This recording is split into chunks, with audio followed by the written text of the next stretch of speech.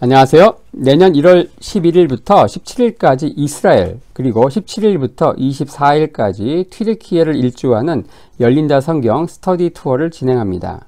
열린다 성경 스터디 투어는 단순한 성지순례가 아닙니다. 매일 아침 1시간 반씩 성경과 인문학을 주제로 공부한 뒤 현장을 답사하는 기독교 인문학 여행입니다. 자세한 일정과 참가자들의 리얼 후기 등은 영상 하단에 링크를 참고하시기 바랍니다. 안녕하세요. 세계사엔 교회사, 세계사와 함께 푸는 스토리텔링 교회사 시간입니다. 저희 중세 역사, 중세 교회사 열심히 달리다 보니까 상당히 많이 왔습니다. 로마 제국이 멸망하는 476년부터 콘스탄티노플이 함락되는 1453년까지 중세 천년의 역사를 크게 4개의 이정표, 2명의 황제 유스티니아누스와 샤를마뇨, 그리고 2명의 교황 그레고리우스 7세, 그리고 이노센트 3세를 중심으로 따라가고 있죠. 자, 이 그레고리우스 7세는 바로 카노사의 굴욕의 당사자인데 그 이후에 펼쳐진 1차 십자군, 2차 십자군 이렇게 살펴보고 있습니다. 대충 요쯤 온 것 같아요. 자, 2차 십자군 지난 시간에 이어서 계속 하겠습니다.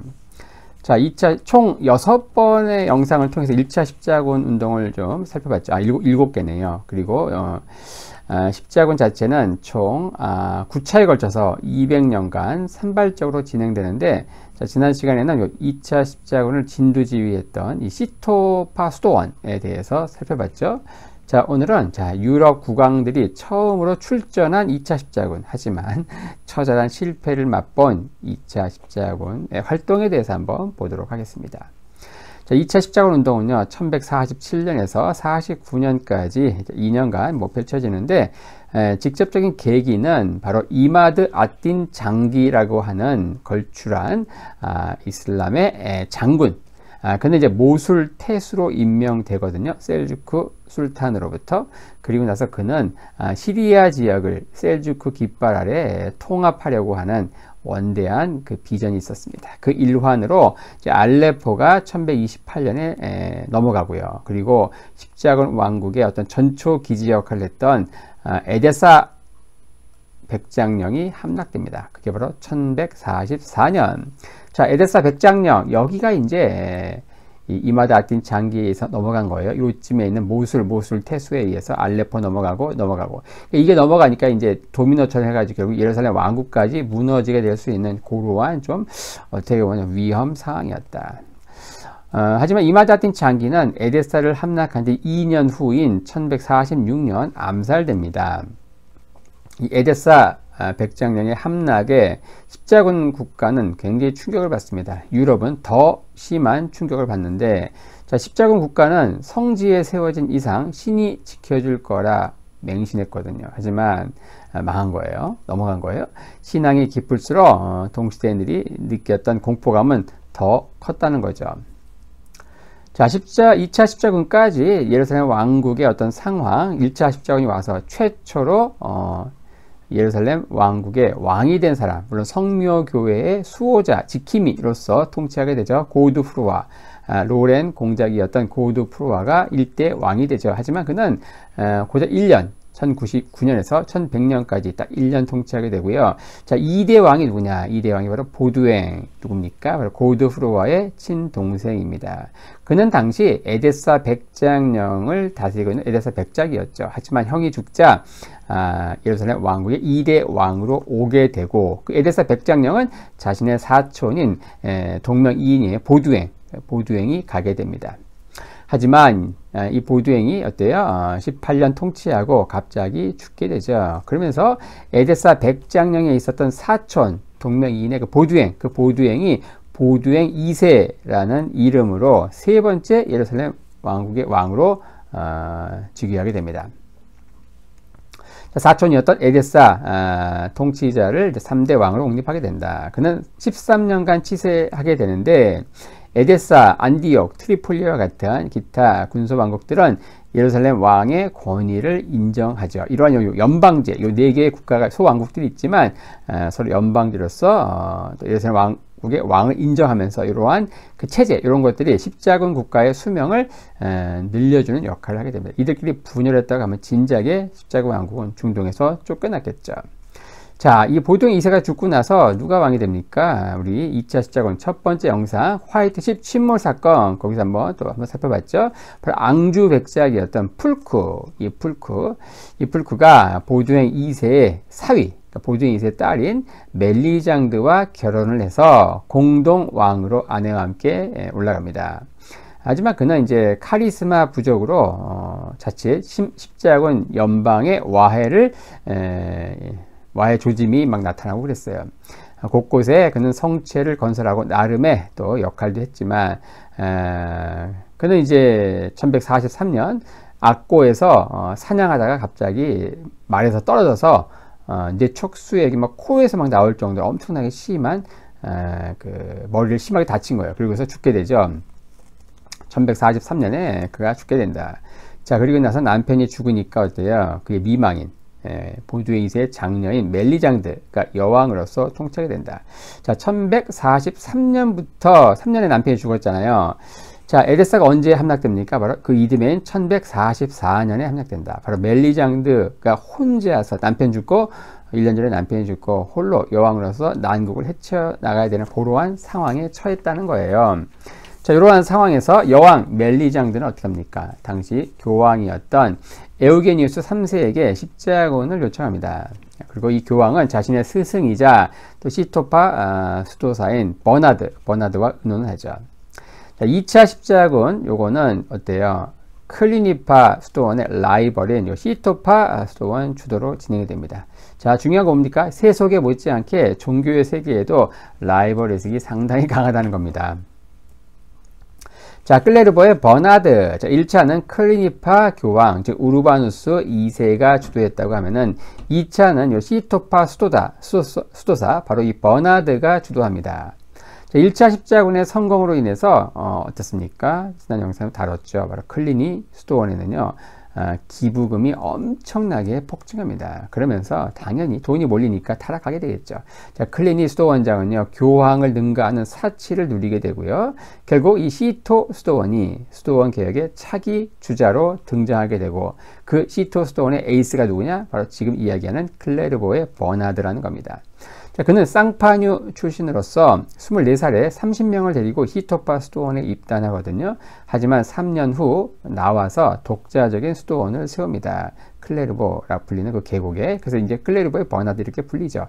자, 그가 죽을 때는요, 343개나 되는 엄청난 수도원 네트워크가 이제 만들어졌다고 하네요. 자, 1145년 교황 에우게니우스 3세가 취임합니다. 바로 에데사 함락 1년 후가 되겠죠. 자, 그의 스승이 누구였는가? 바로 버나드였다는 거예요. 그는 제자의 취임을 축하하면서 편지를 보냅니다. 편지의 내용은 즉슨 이래요. 자, 무슨 문제든 나와 상의하시오. 자, 교황은 십자군 문제를 이제 자신의 스승과 의논합니다. 그리고 스승은 유럽 각국을 돌면서 탁월한 선동적인 설교로 십자군 지원자를 모집하죠. 그는 뛰어난 학식에 큰 키에 또 금식으로 몸은 빼빼 말라 있었어요. 빈약하고 허약한 그의 외모는 이 배불뚝이 황제나 왕을 대면할 때 굉장히 강력한 무기가 됐죠. 우리가 고뇌하는, 그러니까 기도하는 타인을 보면 좋아하는 이유가 뭔가? 괜시리 나 대신 고뇌, 즉 기도에 주는 것처럼 보이기 때문에 그렇다는 거예요. 자, 2차 십자군의 주요 참가자 명단 쟁쟁합니다. 당시 프랑스 왕이었던 루이 7세, 그리고 그의 왕비 부인, 당시 유럽이 낳은 최고의 부자 아키텐 여공에서 프랑스 왕비가 된 그 엘레아노르도요, 왕비도 직접 기사를 이끌고 참전해서 십자군에서 최초 여성 지휘관이 됩니다. 자, 그리고 신성 로마 제국의 황제인 콘라트 3세, 바로 새로운 왕조인 호헨슈타우펜 왕가의 최초의 왕이죠. 콘라트 3세, 그리고 그의 조카인 프리드리가 참전했고요. 자, 당시 영국은 참전 못합니다. 우리 첫 번째 영상에서 살펴본 대로 이때는 헨리 2세가 죽고 나서 어때요? 헨리 1세가 죽고 나서 스티븐과 마틸다 두 명 사촌인데 거의 19년 가까이 내전을 펼친다. 그래서 출정할 겨를이 없었어요. 자, 지금 보니까 1차 십자군 때는 어땠어요? 전부 황제 한 명도 참석 못합니다. 영주들, 제후들만 참석한 제후 십자군이었는데, 이 2차 십자군 어때요? 당시 유럽에서 최강국이었던 그래도 이 강국까지는 그래도 이 프랑스 왕이 참전하고, 그 왕비도 참전하고, 그리고 신성 로마 제국 황제도 참전한 그러한 상황이었다. 이 프랑스 왕 루이 7세는요, 이 아키텐의 그 여공인 엘레아노르와 결혼을 하죠. 이 아키텐 지역은 프랑스 왕이 차지하고 있는, 당시 카페 왕조의 왕이 차지하고 있는 지역보다 훨씬 넓은 영토, 지도하게 볼 텐데, 이게 이제 오늘날에 이제 프랑스는 이게 다 프랑스거든요. 하지만 중세 때 프랑스 이렇게 갈기갈기 찢겨 있었다는 거예요. 파리가 여기거든요. 파리, 당시 카페 왕가의 왕은 지금 보시는 파리와 주변에 파란색으로 된 여기 요만큼의 왕령이에요. 왕의 직할령이에요. 나머지 지방 영주들의 땅이 훨씬 더 크죠. 여기 제일 큰 게 뭡니까? 이 아키텐이죠. 아키텐. 이 아키텐의 그 유일한 상속녀가 여자였거든요. 여자 바로 엘레아노르. 바로 아키텐의 여공인 엘레아노르와 결혼을 하게 된 거예요. 여기 오늘날 프랑스 영토의 거의 4분의 1에 해당하는 영토를 이제 얻게 되는 거예요. 이 결혼 한 방으로. 대신에 이제 아키텐 여공은 뭐예요? 아무리 땅이 넓어도 그냥 공작이잖아요. 하지만 왕의 부인, 왕비가 된 거예요. 그러니까 왕비라고 하는 직함을 자기 명함에 추가할 수 있게 된 거죠. 이 결혼으로서. 이 루이 7세는 열심히 영토 확장에 이제 올인했어요. 그러다가 실수를 했죠. 1300명이 숨어든 교회를 부하들이 막 불지른 거예요. 그래서 다 불에 타 죽는 거예요. 요게 이제 요 참살이 전 유럽에 알려지게 됩니다. 이교도면 죽여도 상관이 없는데 기독교도를 죽인 거예요. 당시 상황을 보면은. 교황은 프랑스에 성무 집행 정지령을 내리죠. 이렇게 되면 어떻게 됩니까? 세례도 못하고 결혼도 못하고 장례도 못하고 아무것도 못하는 거예요. 당시 엘레아노르 왕비는요, 첫 아이를 임신 중이었거든요. 그러니까 아이가 태어나도 세례도 못하고 이런 상황인 겁니다. 그런 가운데 당시 무관의 재앙이었던 교황보다 훨씬 셌던 이 수도사 버나드를 만나서 조언을 구합니다. 버나드는 이제 결국 프랑스에 내려진 성무 금지령을 해제시켜줘요. 자, 그러한 일이 에데사가 함락된 지 8개월 전에 있었던 일입니다. 자, 그리고 나서 에데사 함락 1년 후인 1145년, 이제 버나드는 이제 유럽 각국을 돌면서 어때요? 십자군을 모집하고 있는 거예요. 프랑스 왕과 엘레아노르 왕비를 만납니다. 자, 어떻습니까? 이미 승부는 끝난 거죠. 이미 약점 잡혔고, 이미 정말 감사해야 될 일이 있는 거예요. 그러니까 십자군 참전으로 그 은혜에 보답을 해야 되는 상황이었던 것이다. 자, 신성 로마 제국 황제는 어떤가? 자, 여기도 어때요? 그 이전에 잘리어 왕조가 무너지고 나서, 카노사 권력으로 교황과 한판 붙었던 하일리 4세, 또 그가 죽고 나서 그의 차남 하일리 5세, 그 하일리 5세가 자녀 없이 죽으면서 이 잘리어 왕조가 끝이 납니다. 그리고 나서 한동안 내전 상태에 펼쳐지다가 슈바벤 공작 출신의 콜라트 3세를 중심으로 새로운 왕조, 호헨슈타우펜 왕조가 새롭게 등장하죠. 그가 조카 프리드리히를 데리고 참전하게 되는데, 자, 그는 새 왕조, 호헨슈타우펜 왕조의 첫 황제로서 황제지만 아직 로마에서 교황이 집도한 황제 대관식을 치르지 못한 상황인 거예요. 자, 그래서 요걸 미끼로 황제 대관식을 치러주겠다. 요걸 미끼로 2차 십자군의 황제가 직접 출정하도록 설득을 한 것이죠. 자, 신성 로마 제국입니다. 여기 신성 로마 제국.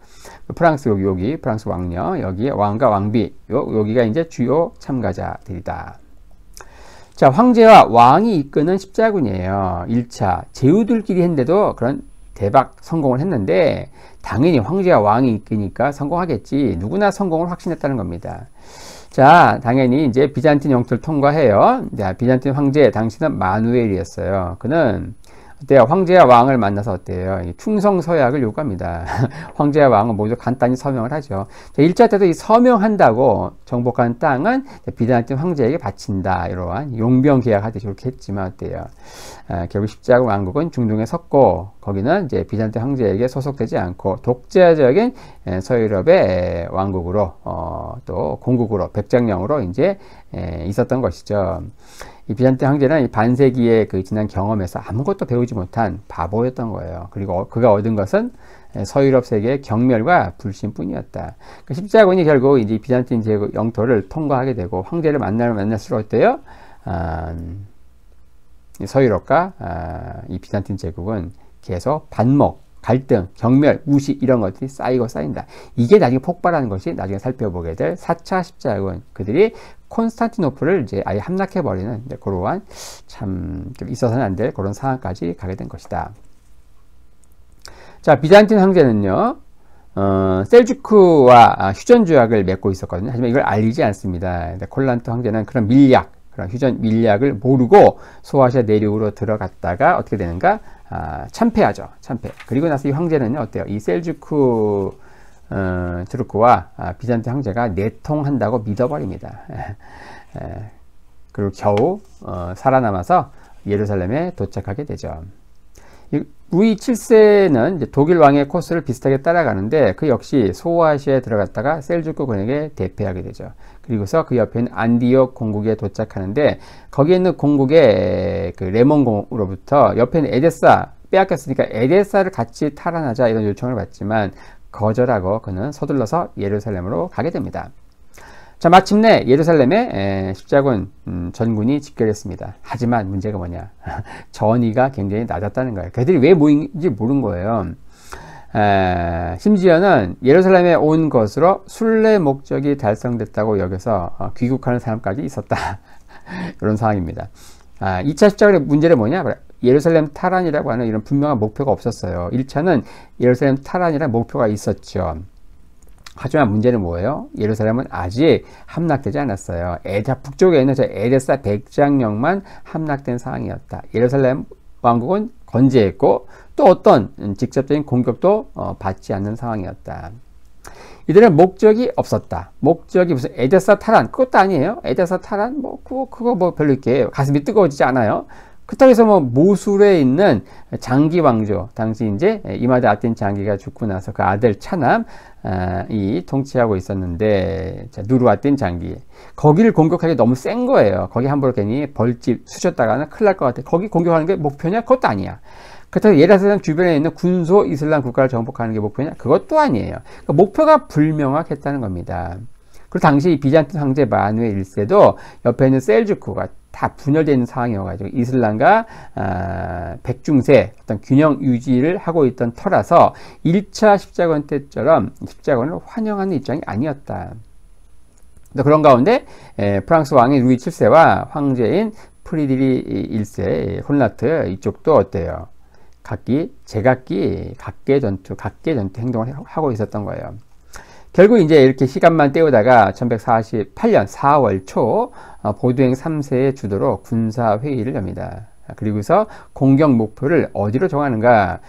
당시 정치 불안으로 약체다 싶은 이 다메섹을 공격하기로 정합니다.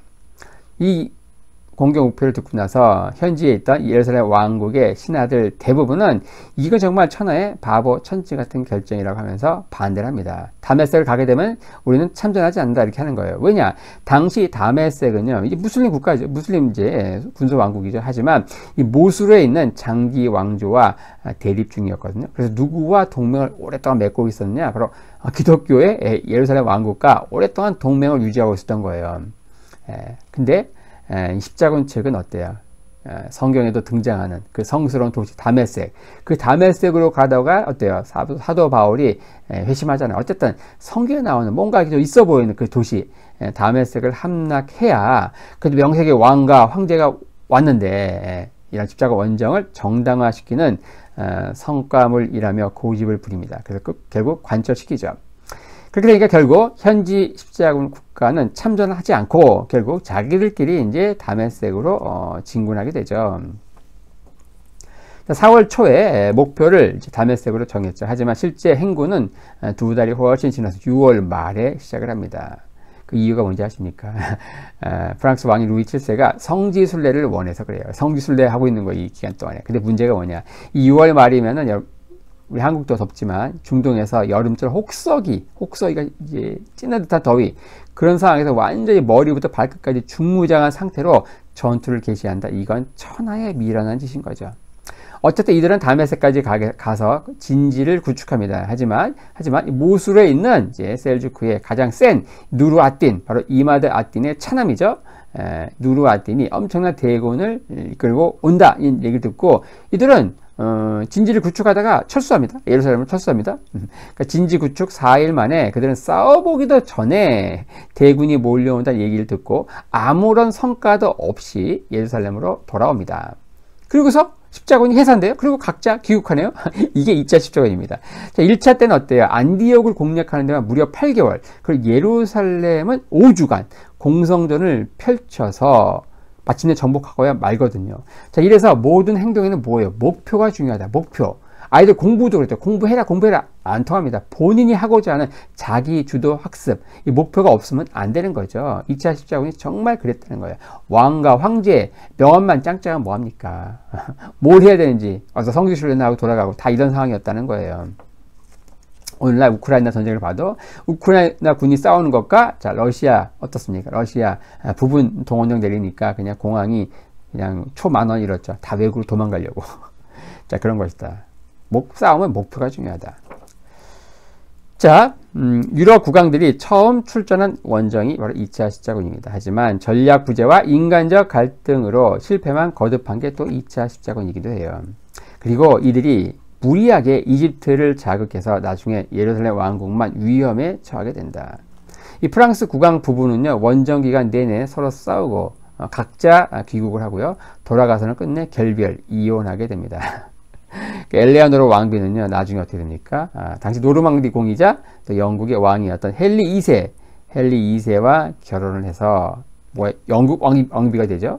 프랑스 왕비에서 영국 왕비로 옷을 갈아입은 이제 영국과 프랑스 역사에서 유일한 그러한 그 커리어를 갖고 있는 또 여인이기도 합니다. 결국 2차 십자군이 남긴 거둔 유일한 성과라고 하면 뭘까요? 바로 프랑스 국왕 부부의 이혼. 요게 2차 십자군이 남긴 유일한 성과였다. 그럼 이 2차 십자군 운동을 진두지휘했던 수도사 버나드에게는 어떤 좀 부정적인 파장이 있었는가? 전혀 없었습니다. 왜냐? 이게 실패한 건 내 탓이 아니에요. 바로 이들이 믿음이 없었기 때문에 그런 거예요. 성직자에게는 늘 핑계의 말이 준비되어 있다는 거죠. 자, 콜라트는요, 로마에서 황제의 간을 못 쓰고 죽습니다. 그리고 십자군에 동행한 그의 조카 프리드리 1세로 신성로마제 황제로 즉위하게 되죠. 프랑스에서는 루이 7세가 죽고 나서 그의 아들 필립 2세가 즉위하게 됩니다. 자, 유럽에서는 어떻습니까? 유럽에서는 이제 실패로 끝난 십자군이 전혀 문제가 되지 않았다. 왜냐?